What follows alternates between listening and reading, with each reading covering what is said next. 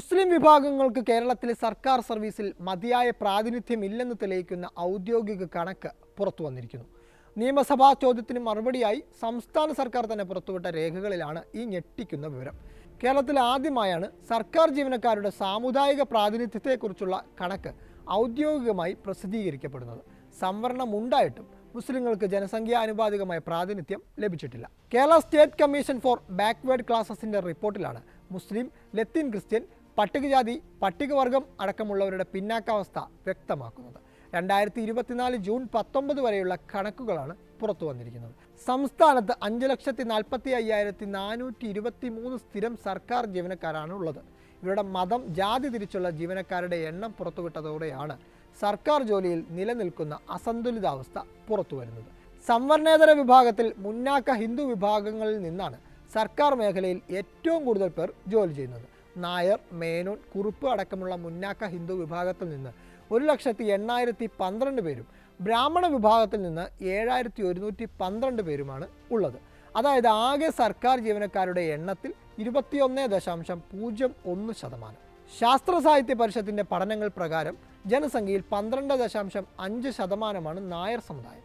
ഇതനുസരിച്ച് നായർ വിഭാഗത്തിന് മാത്രം സർക്കാർ സർവീസിൽ ജനസംഖ്യ അനുപാതികമായി ലഭിക്കേണ്ട വിഹിതത്തെക്കാൾ 36.86% കൂടുതൽ പ്രാതിനിധ്യം ലഭിച്ചിട്ടുണ്ടെന്ന് കണക്കുകൾ വ്യക്തമാക്കുന്നു. മുന്നാക്ക ക്രിസ്ത്യൻ വിഭാഗത്തിൽ നിന്ന് 73,714 പേർ സർക്കാർ മേഖലയിൽ ജോലി ചെയ്യുന്നു. ആകെ ജീവനക്കാരുടെ 13.51%. മുന്നാക്ക ഹിന്ദു, മുന്നാക്ക ക്രിസ്ത്യൻ വിഭാഗങ്ങൾ ചേർന്നാൽ ആകെ സർക്കാർ ജീവനക്കാരുടെ എണ്ണത്തിൻ്റെ 33.31% വരും. ഇത് ലത്തീൻ വിഭാഗത്തിൽ നിന്ന് 22,542 പേരാണ് ജോലി ചെയ്യുന്നത്. 4.13% മാത്രമാണ് അവരുടെ പ്രാതിനിധ്യം. പിന്നാക്ക വിഭാഗങ്ങളിൽ നിന്ന് ക്രിസ്തു മതത്തിലേക്ക് മതം മാറിയ 2,399 പേരും നാടാർ ക്രിസ്ത്യൻ വിഭാഗത്തിലെ 929 പേരും ജോലി ചെയ്യുന്നുണ്ട്. 4 വിഭാഗത്തിലുമായി ആകെ ക്രിസ്ത്യൻ വിഭാഗത്തിലെ സർക്കാർ ജീവനക്കാർ 99,583 പേർ. ഇതാകെ ജീവനക്കാരുടെ 18.25%. 2011 സെൻസസ് കണക്കുകൾ പ്രകാരം സംസ്ഥാനത്തെ ക്രിസ്തുമത വിശ്വാസികൾ 18.38%. സർക്കാർ ജോലിയിൽ ഏറ്റവും വലിയ കുറവ് നേരിടുന്ന വിഭാഗം മുസ്ലിങ്ങളാണ്. മുസ്ലിം വിഭാഗത്തിൽ നിന്ന് ആകെയുള്ളത് 73,774 പേര് മാത്രമാണ്, അഥവാ 13.52%. കേരളത്തിലെ ജനസംഖ്യയിൽ 26.9 മുതൽ 28.15% വരെ മുസ്ലിം ജനവിഭാഗം ഉണ്ടെന്നാണ് കണക്ക്.